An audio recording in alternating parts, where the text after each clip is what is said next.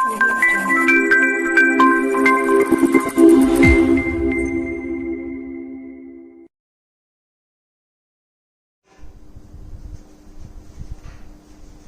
Morning બેટા, કેમ છો? કાલનો ટોપિક તમે વ્યવસ્થિત સમજી ગયા છો, બહુ જ ઇમ્પોર્ટન્ટ હતો. હવે આગળ જે ટાઈપના ક્વેશ્ચન્સ પૂછાય છે એના વિશે આપણે થોડુંક ડિસ્કશન કરીએ. માન લો કે NaCl નો એકમ કોષ છે, એને રિલેટેડ ઘણા બધા ક્વેશ્ચન હોય છે અને આપણે પહેલા કીધું છે કે આપણે યાદ જ રાખવાનું છે. તો માની લો કે ફરીથી એક રફ ફિગર NaCl ની હું ડ્રો કરું છું. આ બહુ જ ઇમ્પોર્ટન્ટ છે, એટલા માટે આ વારંવાર તમારી સામે આવે છે.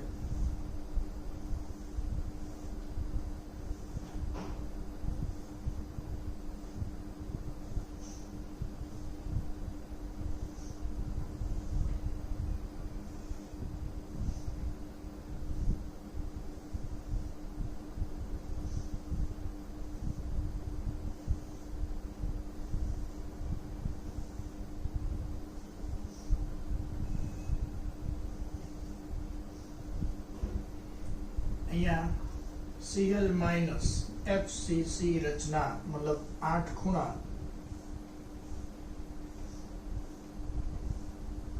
અને દરેક ફેસ નું સેન્ટર.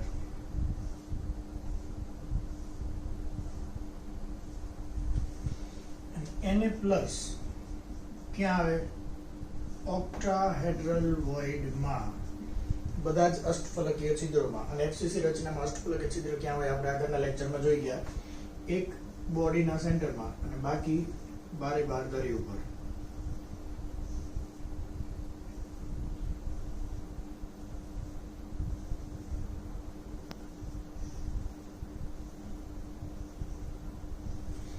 NaCl નો એકમ કોષ. હવે આપણને ક્વેશ્ચન એવા પૂછે કે NaCl ના એકમ કોષમાં કોઈ પણ એક અક્ષ, હવે પહેલા તો આપણે એ સમજીએ કે અક્ષ સેન્ટરમાંથી પાસ થાય. કોઈ પણ અક્ષ આપણે લઈએ, એક્સ અક્ષ. આપણો આ રૂમ છે, માનો કે એકમ કોષ છે, તો આ દિવાલના સેન્ટરમાંથી સામેની દિવાલના સેન્ટરમાં સીધી એક અક્ષ પાસ કરીએ તો આ એક્સ અક્ષ સમજો. સામેની દિવાલના સેન્ટરમાંથી આ બાજુના સેન્ટરમાં એમ ઊભી લાઈન પાસ કરીએ તો માની લો કે વાય અક્ષ. ઉપર છતના સેન્ટરમાંથી નીચે તળિયાનું સેન્ટર એમ ઊભી અક્ષ પાસ કરીએ, માની લો કે ઝેડ અક્ષ.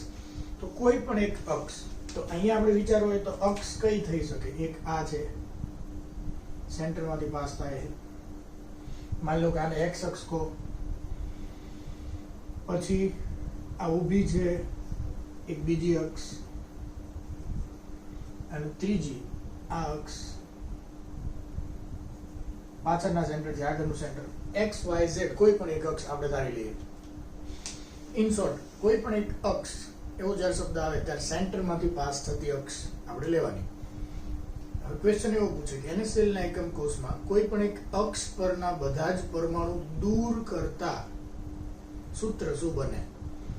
તો આવું કરવા માટે આપણે આખો NaCl નો એકમ કોષ દોરવા નહીં બેસવાનું. કારણ કે આપણે એટલે જ તમને પહેલાથી યાદ રખાવેલું છે કે એક NaCl ના એકમ કોષમાં Na પ્લસ કેટલા અને Cl માઇનસ કેટલા? 4 આપણને ખ્યાલ જ છે. ટોટલ 4 NaCl પ્રત્યેક એકમ કોષ દીઠ હોય છે, આપણને ખબર જ છે.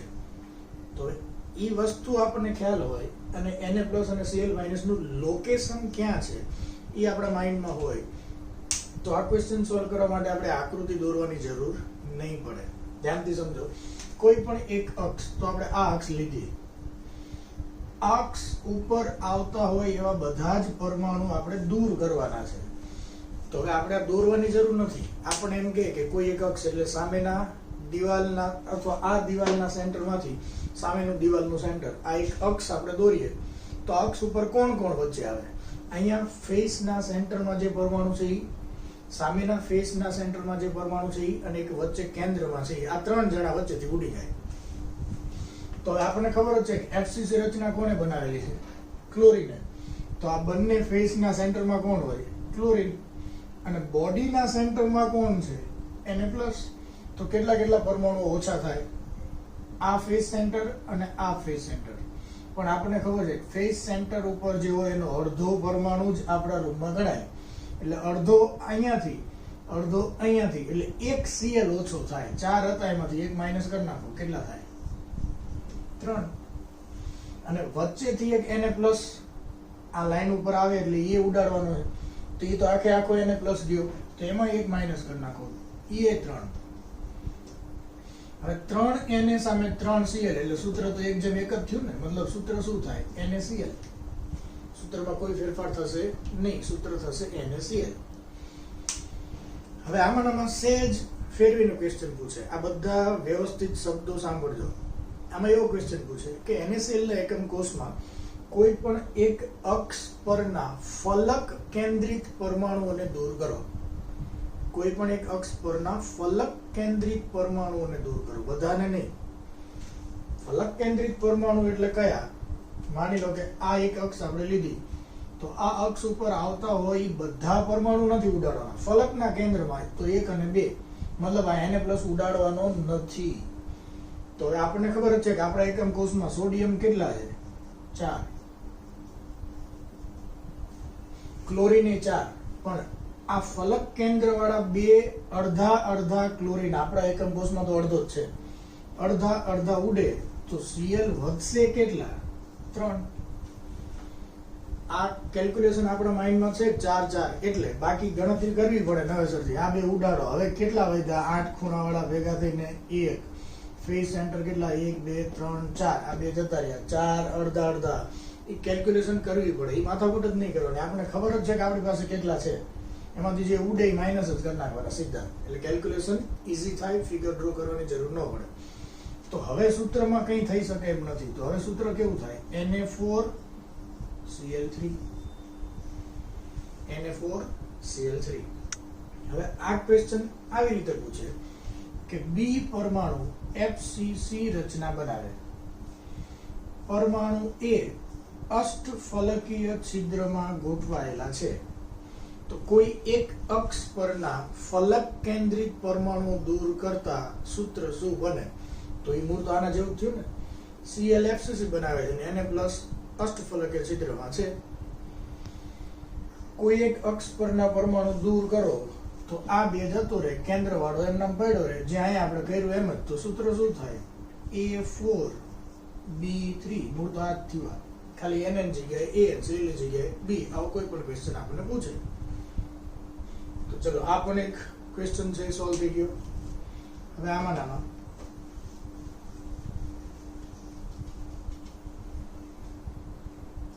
આપણને એવો ક્વેશ્ચન પૂછે કે NaCl ના એકમ કોષમાં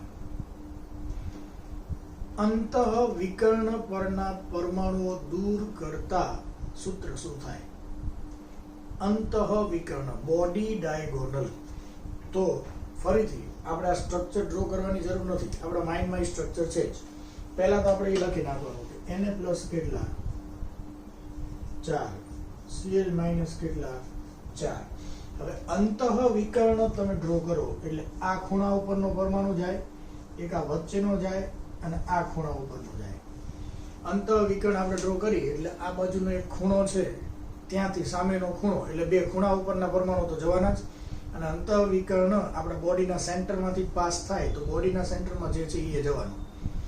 હવે આપણી પાસે ગણતરી છે ભાઈ, NaCl છે એટલે બોડીના સેન્ટરમાં કોણ છે? Na plus. તો Na પ્લસ તો એક આખો ગયો, તો Na પ્લસ -1 કરી 3 લખી નાખો. હવે ધ્યાન રાખજો, આ 2 ખૂણા ઉપરના પરમાણુ કોણ છે? Cl. 2 ખૂણા ઉપરના ગયા, પણ ખૂણા ઉપર જે પરમાણુ હોય એનો તો 1/8 ભાગ જ આવે ને. 1/8 ભાગ Cl અહીંથી ઓછો થાય, 1/8 ભાગ Cl અહીંથી ઓછો થાય, મતલબ 1/8 ભાગ કેટલી વાર? 2 વાર ઓછો થાય, તો આ 1/4 જ થઈ ગયું ને. તો આપણી પાસે હતા કેટલા? 4, એમાંથી 1/4 માઇનસ કરો, તો આ ચોકો 16 -1 એટલે 15/4. તો Na 3 વધશે, Cl આટલા વધશે.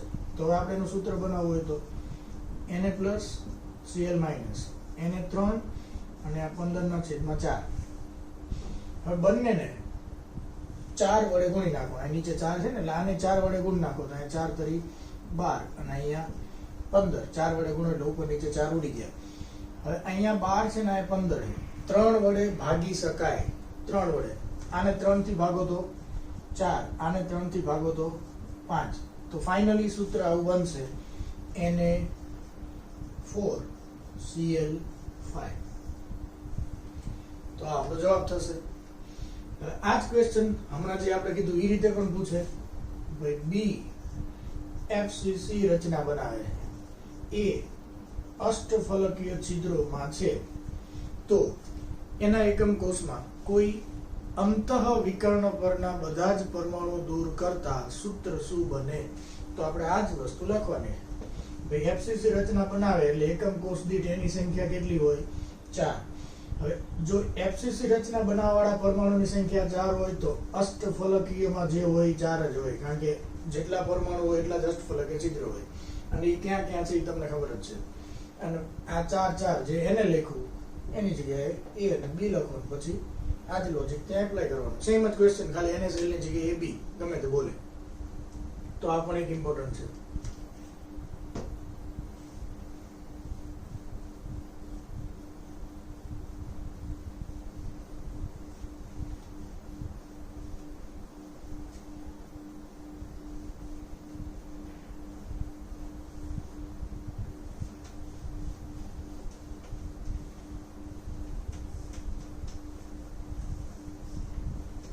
હવે આમાં થોડુંક ક્વેશ્ચનમાં આપણે અપગ્રેડેશન કરીએ.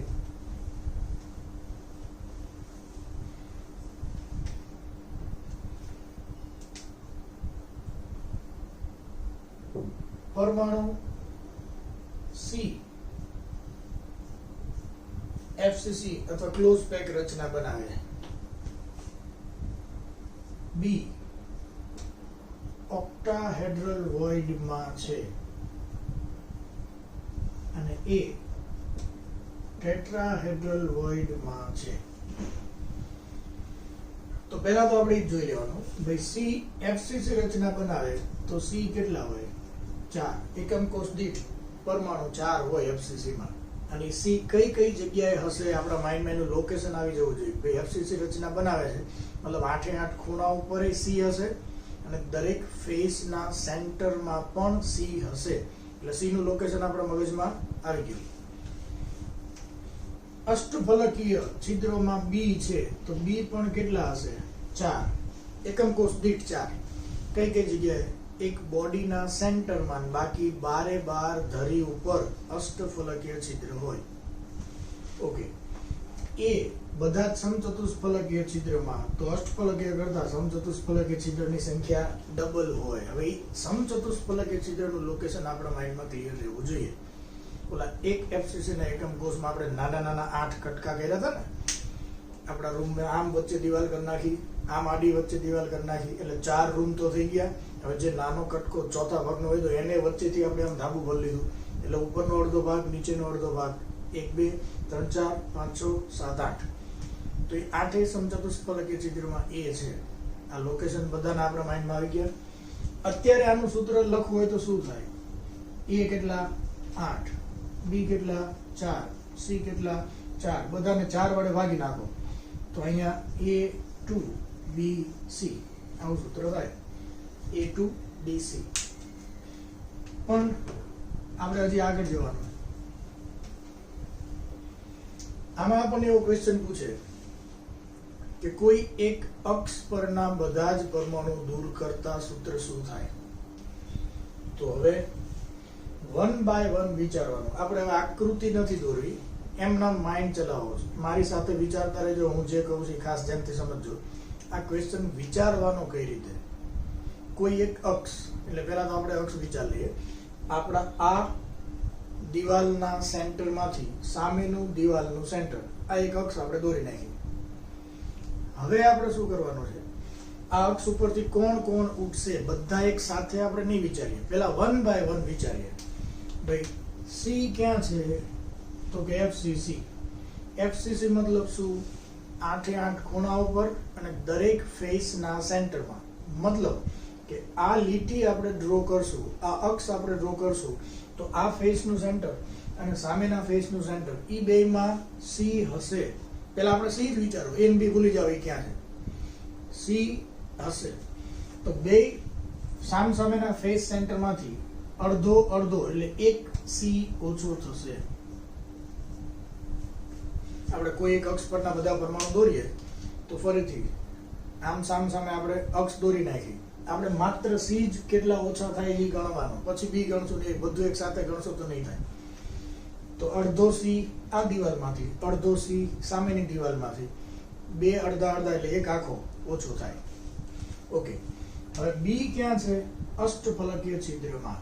અને એ ક્યાં હોય તો કે એક બોડીના સેન્ટરમાં અને બારે બાર ધરી ઉપર.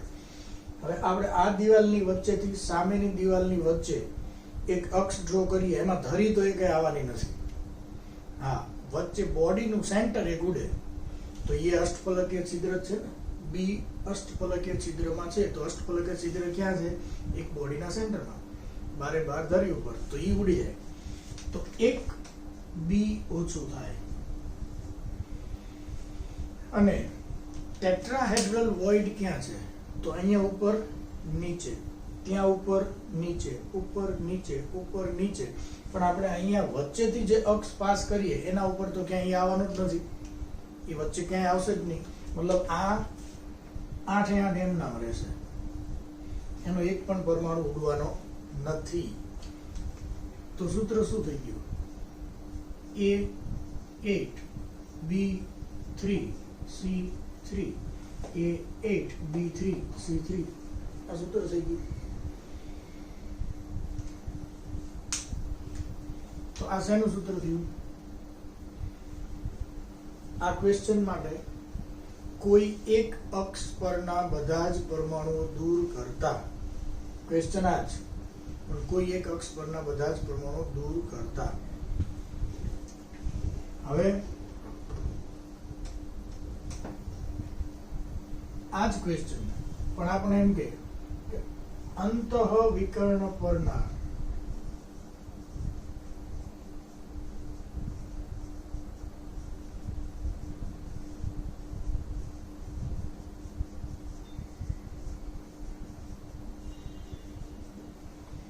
તો હવે લોજિકલી વિચારજો. હું અહીંયા ફરીથી રફ ડ્રો કરું.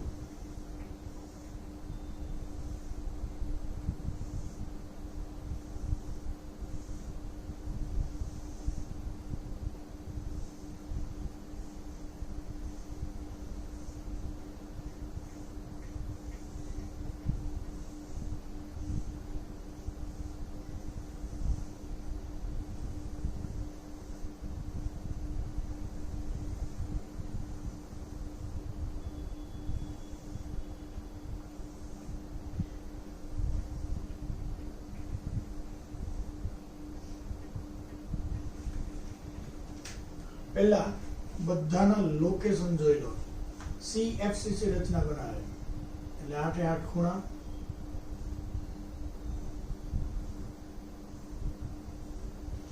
અને દરેક ફેસ નું સેન્ટર.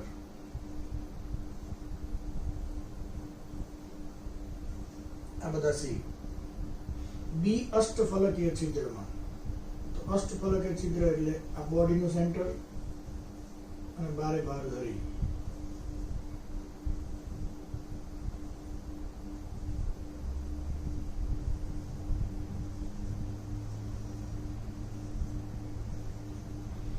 અને એ સમચતુષ્ફલકીય છિદ્રમાં. હવે એ ઇમ્પોર્ટન્ટ છે.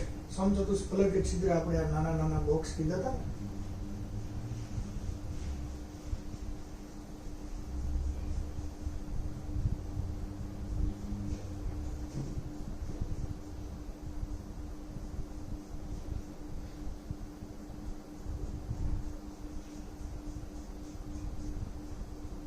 તો આગળનું એક નાનું ખાનું છે, એની વચ્ચે એક સમચતુષ્ફલકીય છિદ્ર, એવું આની પાછળ હોય.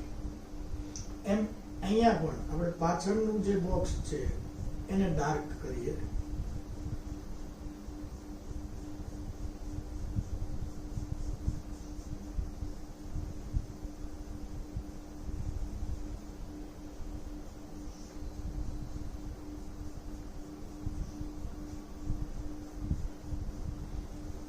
તો આ પાછળનું ખાનું છે, પાછળનો નાનો ક્યુબ છે. આગળ નહીં, પાછળ. આગળ એક છે, પાછળ એક છે, પણ પાછળનામાં માની લો કે આ એક સમચતુષ્ફલકીય છિદ્ર છે તો ટોટલ 8. આ એક પાછળ 2, અહીંયા 3 4 5 પાછળ 6 અને આગળ 7 પાછળ 8 આઠેયમાં એક એક છે. પણ હું કહેવા જે માંગુ છું ખાસ ધ્યાનથી સમજજો. જો આપણે પાછળના ખૂણેથી આ રૂમના સેન્ટરમાં આપણે પહોંચીએ ત્યારે આગળના નહીં, પાછળના જે નાનું ખાનું છે એની વચ્ચેનું એક સમચતુષ્ફલક છિદ્ર ઉડી જાય અને આપણા બોડીના સેન્ટરમાંથી આ બાજુના ખૂણે પહોંચીએ ત્યારે આગળની સાઈડના ખાનાનું જે સમચતુષ્ફલકીય છિદ્ર છે એ ઉડી જાય. ઇન શોર્ટ, અંતઃવિકર્ણ ઉપર બે સમચતુષ્ફલકીય છિદ્રો ઉડે અને વચ્ચે વાળું જે છે એ કયું છે? અષ્ટફલકીય છિદ્ર. તો અંતઃવિકર્ણ ઉપર બે સમચતુષ્ફલકીય ઉડે ને એક અષ્ટફલકીય ઉડે. આ બે ખૂણા તો ઉડે જ. પણ આપણે બધાની અત્યારે કેલ્ક્યુલેશન 1 by 1 કરવાની છે. 1 by 1. પહેલા શું વિચારવાનું? ભાઈ CFCC બનાવે એટલે પહેલા એની સંખ્યા લખી લો 4.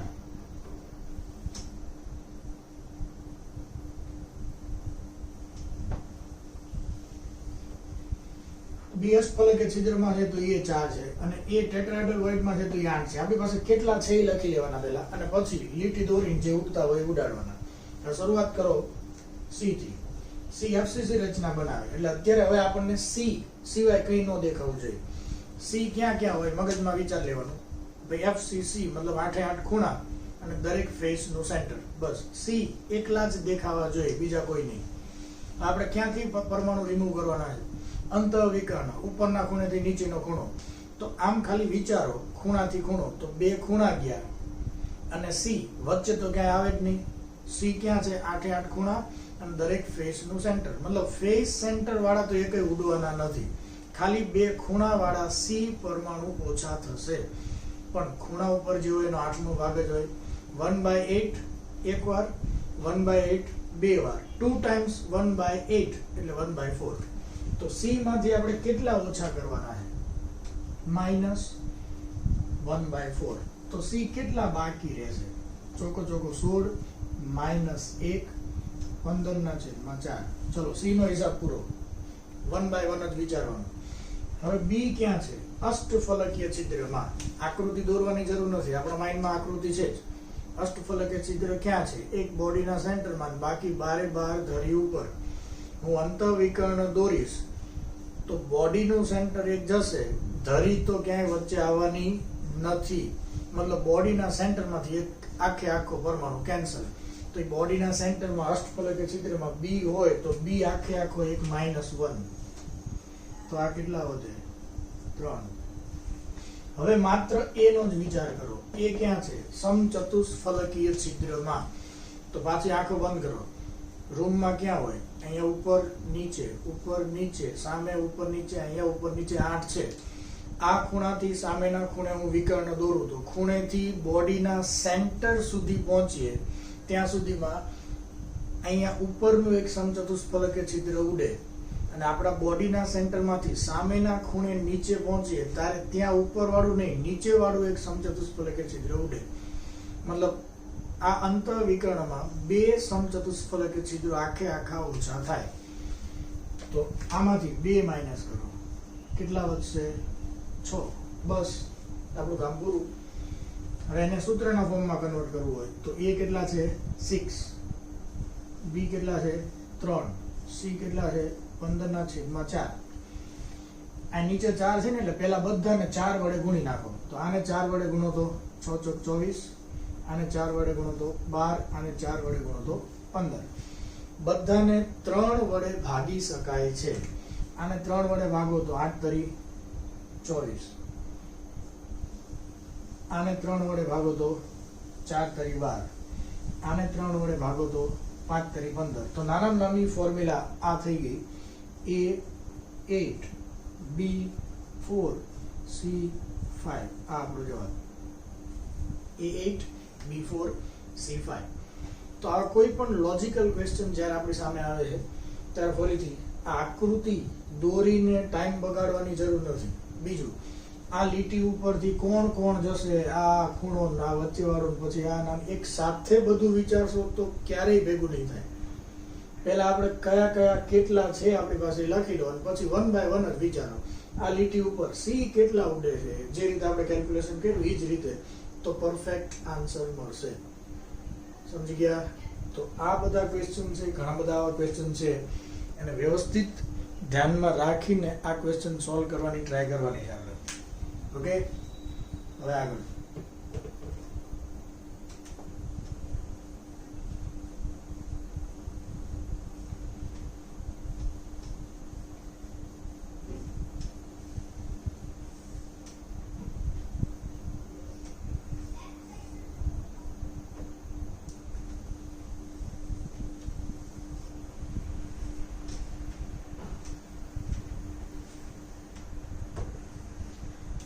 સિમેટ્રી.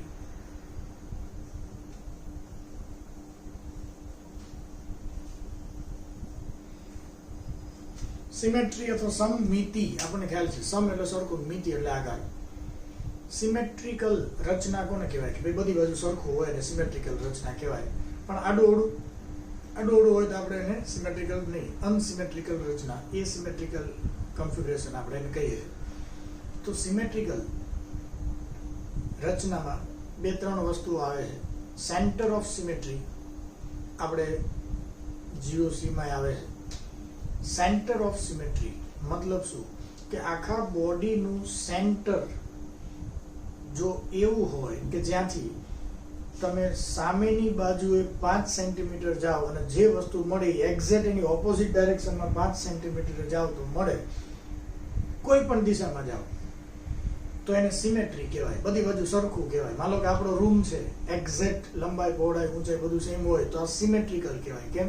કારણ કે આપણા રૂમના સેન્ટરમાંથી 1 મીટરે આ બાજુ ઉપરનો ખૂણો આવે તો એક્ઝેક્ટ એની વિરુદ્ધ દિશામાં 1 મીટરે ખૂણો આવે છે.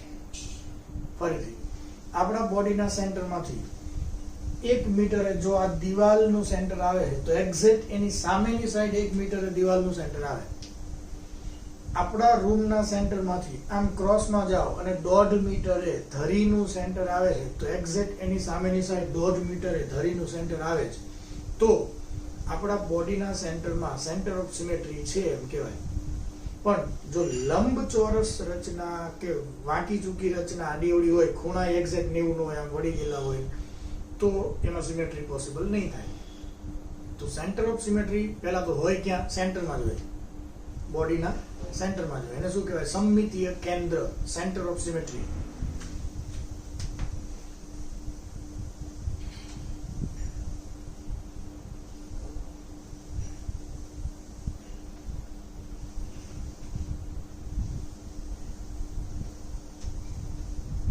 આની તો એક જ હોય, કારણ કે કોઈ પણ પદાર્થ, કોઈ પણ રચનાનું સેન્ટર, કેન્દ્ર તો એક જ હોય. હવે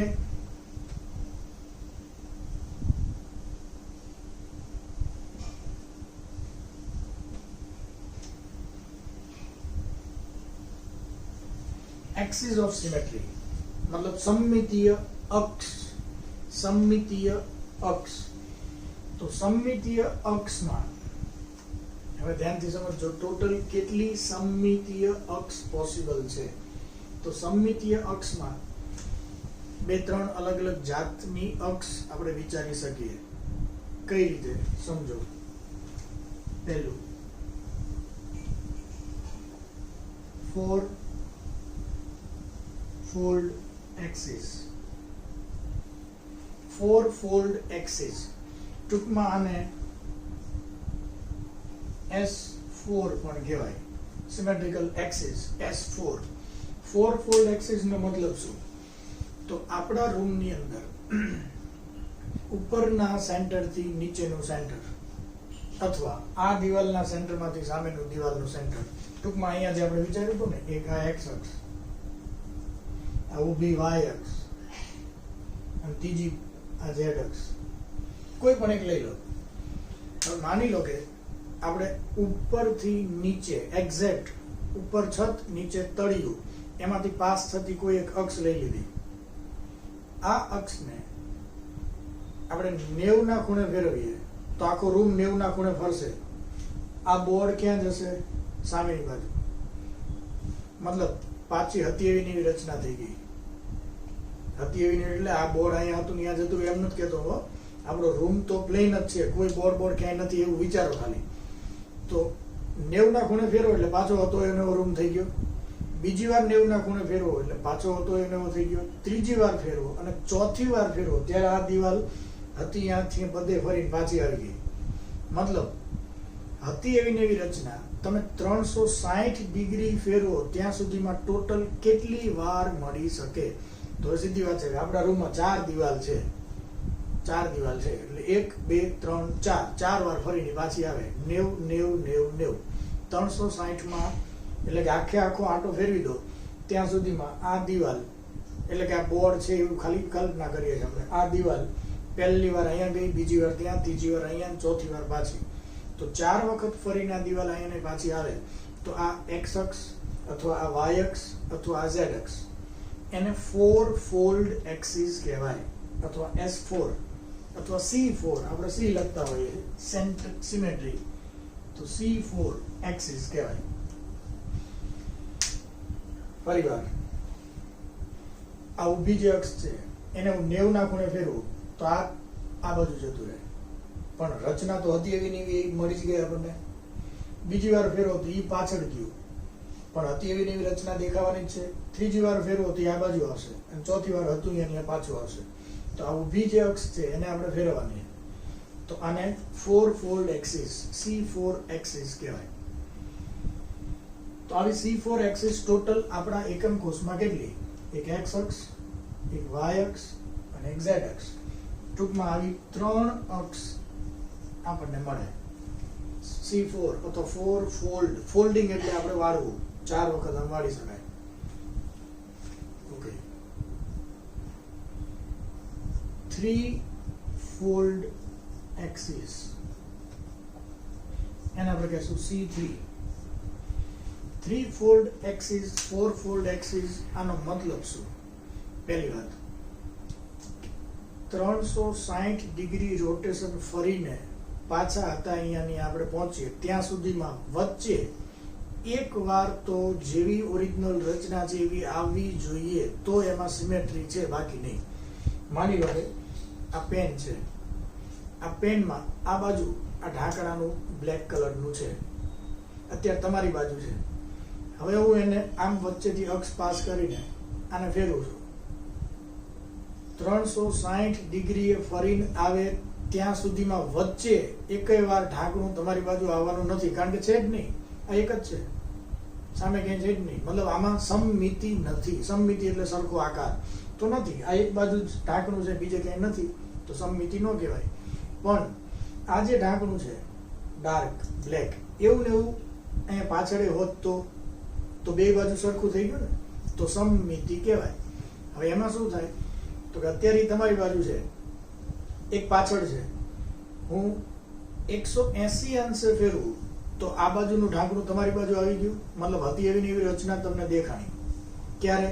180 એક વાર અને પછી પાછું 180 બીજી વાર. મતલબ આમાં હતી એવી ને એવી રચના આખો આંટો મારીને આવો ત્યાં સુધીમાં 2 વાર દેખાય છે, એટલે આને 2 ફોલ્ડ એક્સિસ કહેવાય.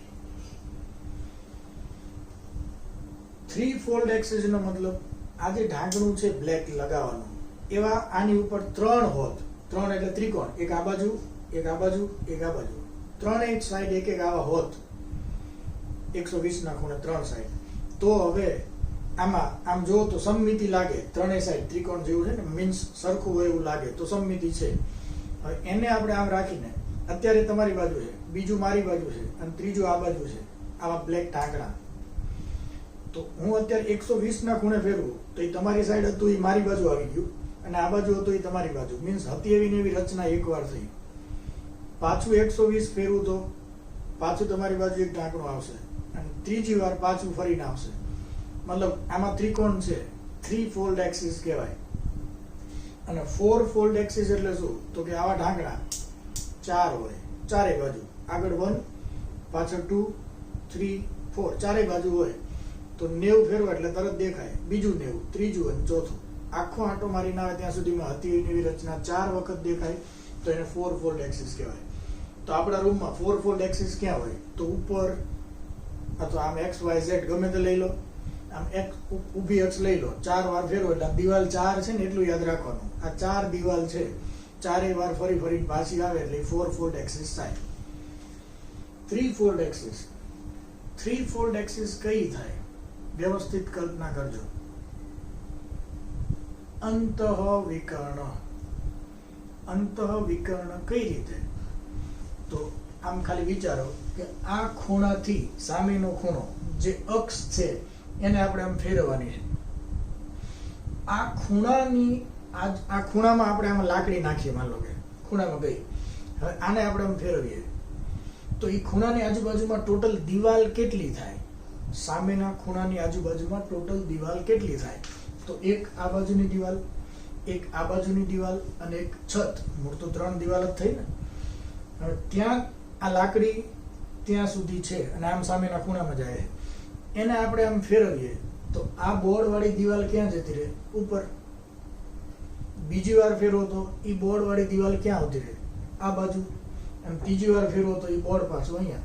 એટલે ઉપર શું છે? છત્રી જેવું છે, એમ સમજી લો. 3 સાઈડ વાળી છત્રી છે. એમ તમે ફેરવો તો બોર્ડ એકવાર ઉપર, પછી આ બાજુ ના બાજુ. મતલબ આખી રચના ફરે ત્યાં સુધીમાં હતી એવી નવી રચના 3 વાર આવે. તો 3 ફોલ્ડ એક્સિસ ગોતવા માટે શું કરવાનું?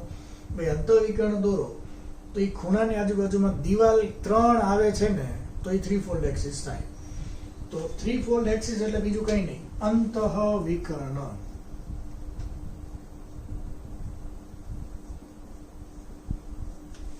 ઓકે, તો હવે આવી ટોટલ કેટલી એક્સિસ પોસિબલ છે? અંતઃવિકર્ણ ટોટલ એક રૂમમાં કેટલા થાય? અહીંયા ઉપરથી સામે નીચે અને સામે ઉપરથી અહીંયા નીચે 2, અહીંયાથી નીચે ત્યાંથી આમ 4. તો આવી ટોટલ કેટલી અક્ષ પોસિબલ છે? 4. ટોટલ 4.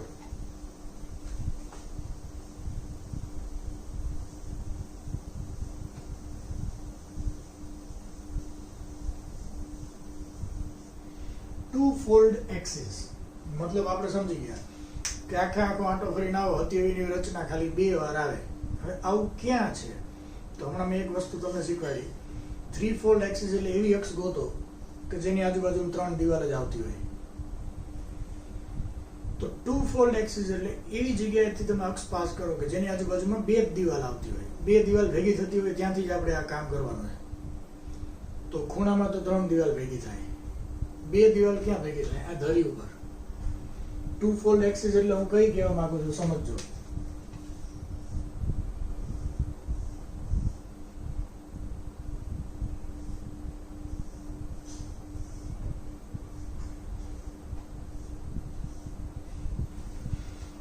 આ ધરીના સેન્ટરમાંથી સામેનું ધરીનું સેન્ટર, આમ એક અક્ષ પાસ કરો. હવે આપણે ઉપર ધરીનું સેન્ટર છે ત્યાંથી સામે નીચે ધરીનું સેન્ટર છે, અહીંયા એક આમ અક્ષ છે એવું વિચાર લો. એને આપણે આમ ફેરવીએ એટલે આખો રૂમ ફરશે. તો આમ તમે ફેરવશો તો આ બોર્ડ વાળી દિવાલ ઉપર જતી રહે એકવાર, 180 ફરે એટલે. અને પછી બીજી વાર ફેરવશો એટલે એ ઉપર વાળી પાછી નીચે આવતી રહે. મૂળ તો આ ધરીની આજુબાજુમાં દિવાલ 2 જ છે, એક આ દિવાલ અને એક છત. તો આ ધરીને તમે ફેરવશો તો આ આખો રૂમ ફરીને ઊંધો થઈ જાય. મતલબ આ બોર્ડ ઉપર, બીજી વાર પાછું હતું એની નીચે. મતલબ 2 વાર આખી રચના ફરીથી રિપીટ થાય. તો એ 2 ફોલ્ડ એક્સિસ. 2 ફોલ્ડ એક્સિસ કેટલી હોય? તો ગણવા ન બેસાય. ગણવા બેસી શકાય પણ વાર લાગે. માનો કે આ ધરીના સેન્ટરમાંથી સામેનું ધરીનું સેન્ટર. ઇન શોર્ટ, એક ધરીના સેન્ટરમાંથી સામેનું ધરીનું સેન્ટર એટલે કે 2 ધરી ભેગી થઈને એક અક્ષ બનાવે. 2 ધરી ભેગી થઈને એક અક્ષ બનાવે. તો ટોટલ આપણી પાસે ધરી કેટલી છે? 12. તો ટોટલ અક્ષ કેટલી મળે? 6. 2 ભેગી થઈને એક બનાવે. 2 ની જોડ કરી નાખો તો 6 મળે. અહીંયા ઉપરથી સામે નીચે, સામે ઉપરથી અહીંયા નીચે 2 થયા. અહીંયા ઉપરથી સામે નીચે, ત્યાં ઉપરથી અહીંયા નીચે બીજા 2 થયા. હવે તો આ કોર્નરમાં જે ઊભી હોય એ ધરી જ કહેવાય ને. તી સામેની ધરીના સેન્ટરમાંથી આપણે આમ આવીએ તો આમ ધરીનું સેન્ટર આ પણ થઈ ગઈ C2. અને અહીંયા જે ધરી હોય, અહીંયા ધરીના સેન્ટરમાંથી સામે ધરીનું સેન્ટર આ પણ. તો ઇન શોર્ટ ગણતરી કરવા બેસવા કરતા 12 ધરી હોય, બે ધરીના સેન્ટર ભેગા થઈને એક અક્ષ બનાવે તો ડબલ ડબલ ની જોડ કરી નાખો 6 થાય.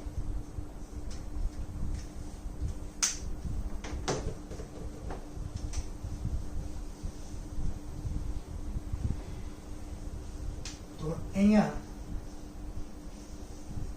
ટોટલ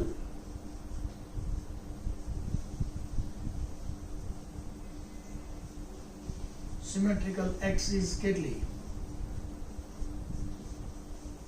13. 6 4 10 ને 3 13. ટોટલ સમમિતીય અક્ષ 13 છે. C4 C2 C3. હવે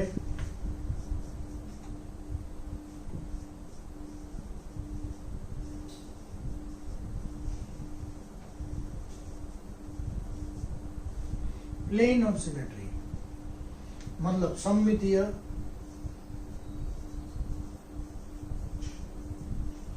समतल.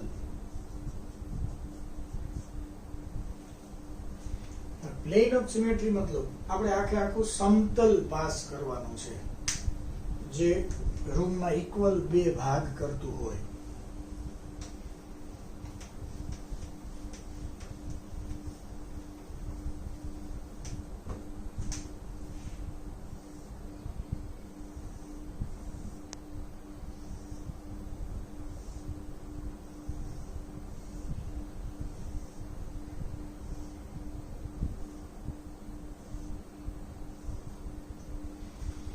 આમાં લોકો એક સમઘન છે.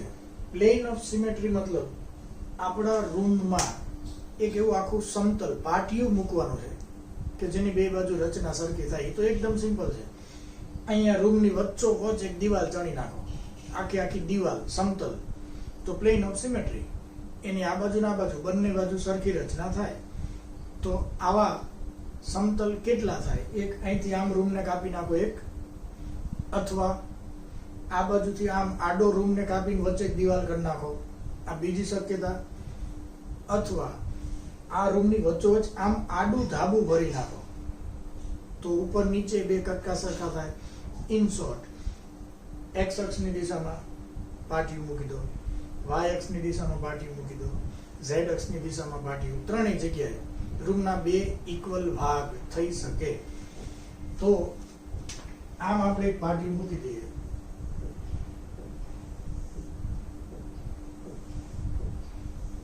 તો આ એક સમતલ થઈ ગયું.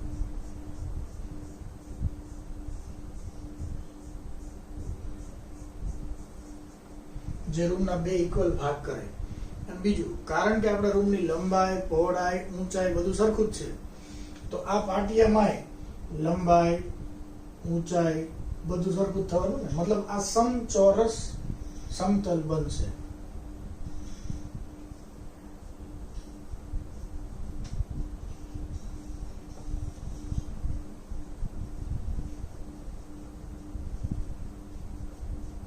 સમચોરસ સમમિતીય તલ, તલ એટલે સમતલ. તો આ કેટલા પોસિબલ છે? એક આ એક્સ અક્ષની દિશામાં આપણે દોરવી, બીજું આમે દોરી શકાય,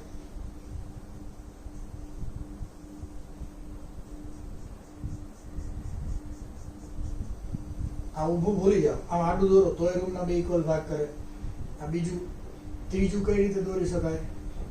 તો આમાં આપણે ડ્રો કરવા કરતા આ રૂમને આમ ઊભો આપણે બે રીતે કાપી નાખ્યું, આમ બે રીતે કાપી નાખ્યું, અને ઊભું આડું પ્લસ ધાબું ભરો ઈ. તો અહીંયા તમે એક પાટિયું આમ મૂકો. હવે ઈ આમાં ડ્રો કરું છું. જો ત્રીજું, તો ઈ આમ અડધા રૂમના બે ભાગ કરશે, આગળનો અડધો ભાગ અને પાછળનો અડધો ભાગ. તો ટૂંકમાં આ જે પણ પાટિયા બનશે, સમતલ બનશે, એ કેવા બનશે? સમચોરસ. અને આવા કેટલા સમતલ પોસિબલ છે? 3. હવે બીજી કોઈ એવું પાટિયું તમે મૂકી શકો ખરા કોઈ પણ રીતે કે જે રૂમના બે ઇક્વલ ભાગ કરતું હોય? ઇક્વલ ભાગ કરતું હોય તો મૂકી શકાય. સમજો.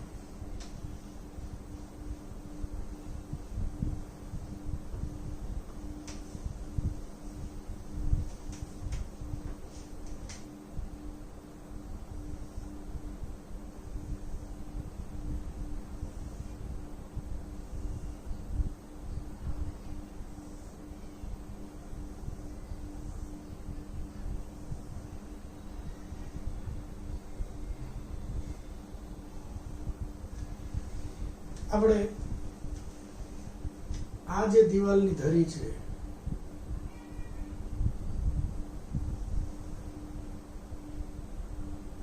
થોડુંક ક્રોસમાં દોરવું પડશે.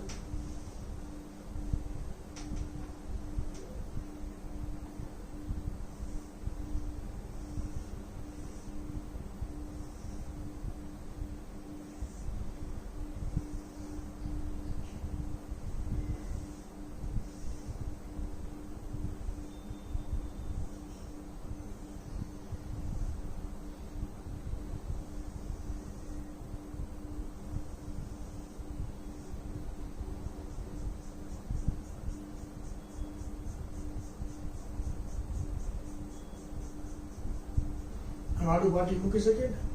હવે આ જે આપણે સમતલ મૂકેલું છે એ કઈ રીતે મૂકેલું એ સમજી લો.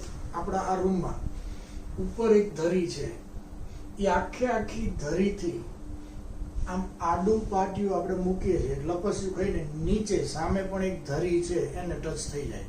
આમ આડી દિવાલ અથવા પાટિયું આપણે મૂકી દઈએ તો એ રૂમના બે ઇક્વલ ભાગ કરવાનું છે ને. તો આ પણ સમતલ છે અને સમમિતીય છે. સમમિતીય મતલબ એની બંને બાજુની રચના સરખી થાય છે.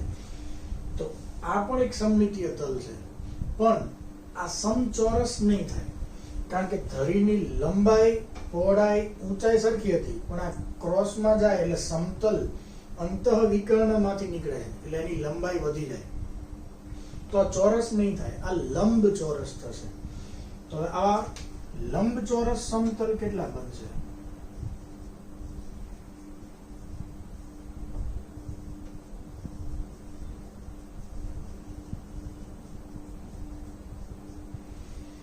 તો આ ધરીથી સામેની ધરી એક, હવે આપણે હમણાં કીધું તેમ જો વિચારો બેસો તો વિચારી શકાય ભાઈ આ ઉપરની ધરીને આખું ટચ કરીને એક પાટિયું મૂકો. હવે ધ્યાન રાખજો, એ જે સમતલ છે એ અનંત હોય, મતલબ ઈ પાટિયું જો આપણે આમ મૂકીએ તો આ સાઈડની જે દિવાલ આવે, આ સાઈડની જે દિવાલ આવે એને કાપીને નીચે આવે. એ ધ્યાન રાખવાનું, સમતલ અનંત હોય. તો આ ધરીથી સામેની ધરી એક, સામે ઉપરની ધરીથી અહીંયા નીચેની ધરી બે, આ ધરીથી આમ આડું પાટિયું મૂકો 3, અને અહીંયા ઉપરથી આમ આડું મૂકો 4. તો આ ઉપરની બધી ધરી આપણે લઈ લીધી, પણ આ સાઈડમાં ઊભી હોય એને ધરી જ કહેવાય ને. તો આ ધરીથી આમ આપણે આખું પાટિયું મૂકીએ, આમ રૂમનો બે ભાગ કરીએ ક્રોસમાં તો થાય. અને આ બધું જે ઊભી ધરી છે અહીંયાથી રૂમનો આમ દિવાલ વચ્ચે ચણી નાખો તોય થાય. ટૂંકમાં ગણતરી કરવા કરતા સામ સામેની બે ધરી ભેગી થઈને એક પાટિયું બને. તો ટોટલ ધરી કેટલી છે? 12, તો 6 પાટિયા બને. તો આ ટોટલ 6. તો ટોટલ સમતલ કેટલા? કુલ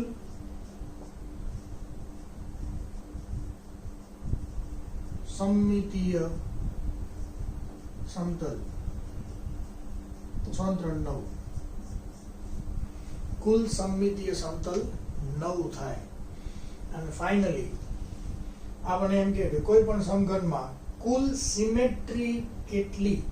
તો એક સમમિતીય કેન્દ્ર પ્લસ 13 સમમિતીય અક્ષ પ્લસ 9 સમમિતીય સમતલ, ટોટલ 23.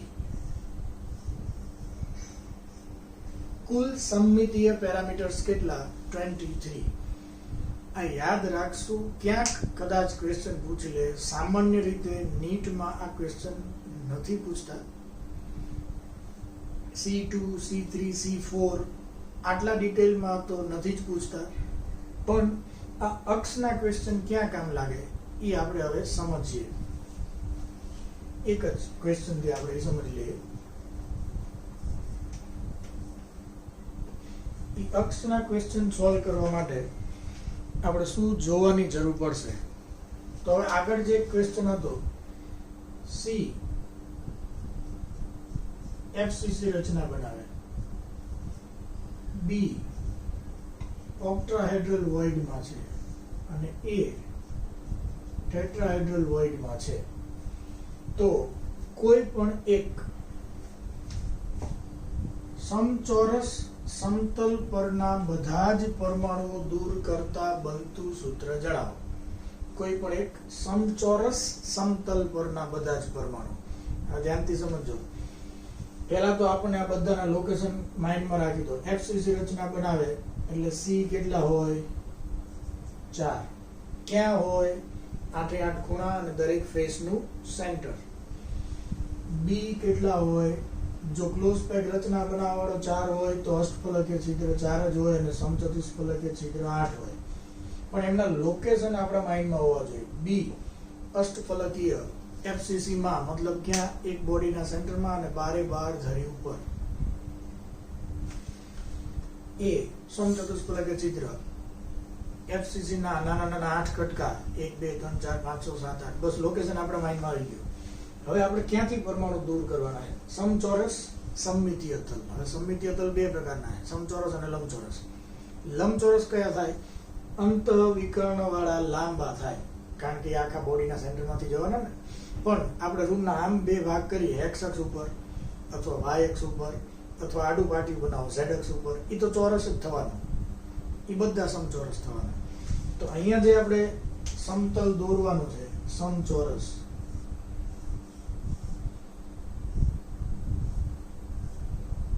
એ તો આવું જ દોરવાનું.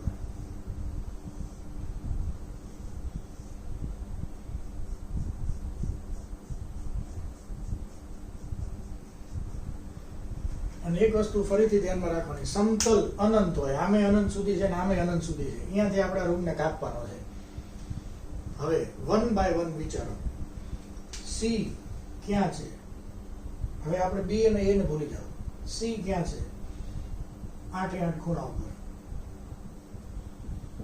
અને દરેક ફેસનું સેન્ટર, તો ધ્યાનથી સમજજો, દરેક ફેસનું સેન્ટર એટલે ઉપરવાળા ફેસનું સેન્ટર, નીચેવાળા ફેસનું સેન્ટર, આપણી બાજુના ફેસનું સેન્ટર અને પેલી બાજુના ફેસનું સેન્ટર. તો આપણે આ રૂમને એક્ઝેક્ટ બે ભાગ કરતી હોય એવી દિવાલ જો વચ્ચે બનાવી નાખીએ અનંત સુધી, તો સામેની દિવાલનું ફેસ સેન્ટર જતું રહે, આ દિવાલની ફેસ સેન્ટર એમાં જાય, તળિયાનું ફેસ સેન્ટર જાય ને છતનું જાય. આ 4 ફેસ સેન્ટર જતા રહે. તો સી ક્યાં ક્યાં છે? સી સિવાય બીજું કંઈ નહીં દેખાવાનું. 8 8 ખૂણા. તો આમાં ખૂણો તો ક્યાંય વચ્ચે આવવાનો નથી, કારણ કે આપણે રૂમને વચ્ચેથી કાપવાના. એટલે ચલો એ તો ગયું. ફેસ સેન્ટર કેટલા ઓછા થવાના? 4. તો 4 ફેસ સેન્ટર મતલબ 4 અડધા અડધા પરમાણુ મતલબ 2 આખા. તો સી 4 માંથી 2 ઓછા કરી નાખો. હાલો, સી નું ટેન્શન પૂરું. તો સી હવે આપણી પાસે કેટલા વધશે? 2. બી ક્યાં છે? બી બોડી સેન્ટરમાં અને બારે બાર ધરી ઉપર. એક બોડી સેન્ટરમાં અષ્ટફલકીય છિદ્ર અને બારે બાર ધરી ઉપર. તો આમાં બોડીના સેન્ટર વાળો તો જવાનો જ છે, અને ધરી 1 2 3 4 ધરી જવાની છે. તો અત્યારે આપણે બી નો વિચાર કરી, તો પહેલા એનું લોકેશન મગજમાં નાખી દો. એક બોડીનું સેન્ટર ને બારે બાર ધરી. મતલબ હવે આપણે એ જ જોવાનું કે આમાં બોડીનું સેન્ટર અને ધરી ઉપર કેટલા ઉડે છે, બીજા કંઈ જ વિચારવાનું નહીં. તો એક બોડીનું સેન્ટર આખે આખું ગયું. મતલબ બી આપણી પાસે હતા કેટલા? 4. એમાંથી એક તો માઇનસ થઈ ગયો, આ વચ્ચે વાળો. ધરી કેટલી ઓછી થઈ? 4. પણ ધરી ઉપર જે હોય એનો ચોથો ભાગ જ ઓછો થાય ને. તો 4 ધરીનો ચોથો ભાગ, મતલબ ચોથો ભાગ 1 વાર, ચોથો ભાગ 2 વાર, 3 વાર, 4 વાર, એ ભેગા થઈને મૂળ તો એક જ ઓછો થાય. 4 4 કેન્સલ. તો બીજો એક ઓછો કરો. તો 4 માંથી એક બોડી સેન્ટર વાળો અને બીજો એક 4 4 ધરી ભેગી થઈને થાય, ટોટલ 2 ઓછા થયા. તો વધશે કેટલા? 2. તો 4 માંથી 2 ઓછા થયા, 2 વધશે. હવે એ ક્યાં છે? સમચતુષ્ફલકીય છિદ્રમાં. તો સમચતુષ્ફલકીય છિદ્ર ક્યાં હોય? આ બાજુ ઉપર નીચે, પેલી બાજુ ઉપર નીચે, આમ ઉપર નીચે, આમ ઉપર નીચે. તમે રૂમની સેન્ટરમાંથી દિવાલ બનાવો તો એ તો ક્યાંય ઉડવાના નથી, એ તો સાઈડમાં રહી જવાના. આમાં જ સમચતુષ્ફલકીય છિદ્ર ક્યાં હોય? અહીંયા એક વચ્ચે હોય, પાછળ વચ્ચે હોય, ઉપર આગળ અહીંયા, એમ અહીંયા આજુબાજુમાં. એ ક્યાંય ઉડવાના જ નથી. તો -0, એ તો એમનેમ જ રહેવાના. તો ફાઇનલી સૂત્ર શું થઈ ગયું?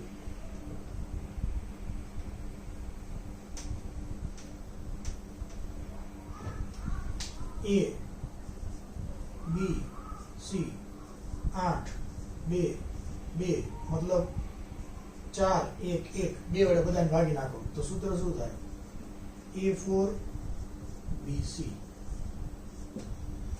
આ જવાબ A4 BC. અને હવે ફાઇનલ ક્વેશ્ચન. ફાઇનલ જો આટલા ક્વેશ્ચન તમે આ ટોપિકના કરી નાખ્યા, મતલબ હવે આમાંથી કોઈ પણ ક્વેશ્ચન પૂછે આપણને બધા આવડે, પણ આટલા વ્યવસ્થિત લોજિકલી સોલ્વ થઈ ગયા હોવા જોઈએ. નેક્સ્ટ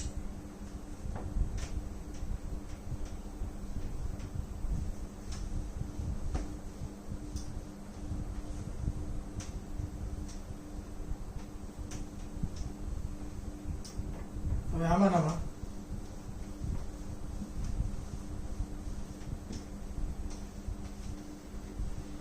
ફરીથી સેમ ક્વેશ્ચન. સી એફસીસી રચના બનાવે, બી અષ્ટફલકીય છિદ્રમાં અને એ સમચતુષ્ફલકીય છિદ્રમાં. તો C4 B4 A8 છે. હવે આપણને એમ કે આ એકમ કોષમાંથી કોઈ પણ એક લંબચોરસ સમતલ પરના બધા જ પરમાણુ દૂર કરો. લંબચોરસ સમતલ તો આપણા માઇન્ડમાં તો છે જ.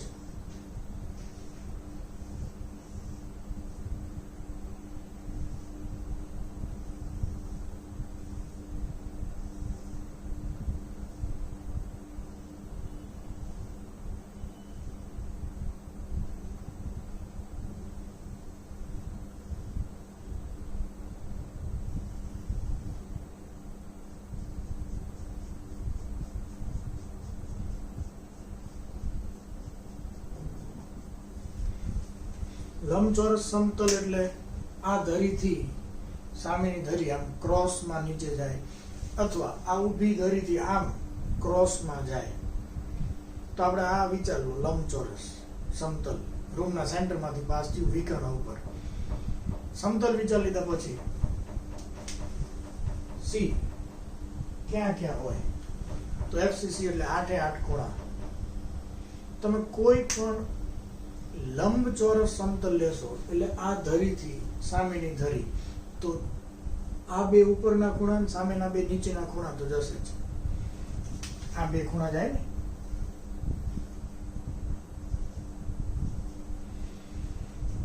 આપણે અત્યારે ખાલી કોનો વિચાર કરવાનો છે? સી. અને ક્યાં ક્યાં છે? 8 ખૂણા અને દરેક ફેસ નું સેન્ટર. શું આમાં ફેસ સેન્ટર ઉડે? હા ઉડે. એક આ ફેસ નું સેન્ટર અને એક પાછળના ફેસ નું સેન્ટર. તમે કલ્પના કરો, આ ધરીથી આમ આડું પાટિયું આપણે મૂકીએ ને પાટિયું અનંત સુધી લંબાયેલું છે. આમ આડું પાટિયું મૂકો તો આ સામેની જે દિવાલ છે એના સેન્ટરમાંથી પાસ થવાનું ને, અને આ બાજુ જે દિવાલ છે એના સેન્ટરમાંથી પાસ થવાનું. એ દિવાલના સેન્ટરમાં કોણ હોય? Face centre. તો બે બાજુને એક એક ફેસ સેન્ટર પરમાણુ ઉડે. તો સી ક્યાં ક્યાં છે? 8 ખૂણા અને દરેક ફેસ નું સેન્ટર. તો 8 માંથી 4 ખૂણા ઉડવાના. તો પહેલા તો એ ખૂણા વાળાનો હિસાબ કરો. 4 ખૂણા અને ખૂણા ઉપર કેટલામો ભાગ હોય? 1/8. એટલે આ કેટલા થયા? 1/2. એટલે 4 માંથી 1/2 ઓછા કરવાના. બીજું, આ બે ફેસ સેન્ટર વાળા બે પરમાણુ ગયા, પણ ફેસ સેન્ટર ઉપર હોય એનો અડધો ભાગ જ ગણાય. અડધો આ એટલે બીજો એક ઓછો કરો. એટલે આપણે આમ કરીએ, પહેલા એક ઓછો કરીએ ને પછી અડધો ઓછો કરીએ. તો 4 માંથી 1 જાય એટલે 3, 3 માંથી અડધો જાય એટલે અઢી એટલે 5/2. સી નો હિસાબ પૂરો. હવે બી ક્યાં ક્યાં હોય? તો આ સી ના ડાર્ક કાઢ નાખું એટલે આપણે ક્યાંય નડે નહીં.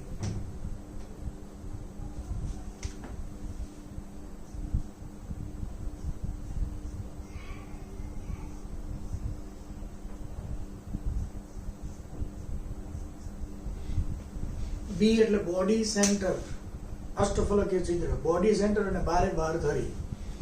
તો બોડી સેન્ટર તો એક આમાંથી ઉડવાનું જ છે. કોઈ પણ સમતલ તમે લો બોડીના સેન્ટરમાંથી તો પાસ થાય જ. તો બોડી સેન્ટર તો ગયું. બારે બાર ધરીમાંથી આ બે ધરીના સેન્ટર વાળા ઉડવાના છે. બાકી એક ધરી આમાં નહીં આવે. આ ધરીથી સામે નીચેની ધરી આપણે લઈએ તો આ ધરીનું સેન્ટર અને સામે નીચેની ધરીનું સેન્ટર આ બે ઉડે. તો બોડીના સેન્ટરમાંથી તો બી એક આખે આખો ઓછો થઈ ગયો. તો પહેલા તો એક માઇનસ કરવાનો અને આ ધરી ઉપર વાળા બે ગયા, પણ ધરી ઉપર વાળા જે બે ગયા એનો ચોથો ભાગ જ જાય ને. ચોથો ભાગ એક વાર, ચોથો ભાગ બે વાર, એટલે ટૂંકમાં આ ભેગા થઈને અડધો ઓછો થાય. તો બીજો અડધો ઓછો કરવો. તો અહીંયા કેટલા થયા? 4 માંથી 1 ગયો એટલે 3 અને અડધો એટલે 2.5. તો અહીંયા 5/2. હવે સમચતુષ્ફલકીય છિદ્ર આમાં એકય ઉડે ખરા?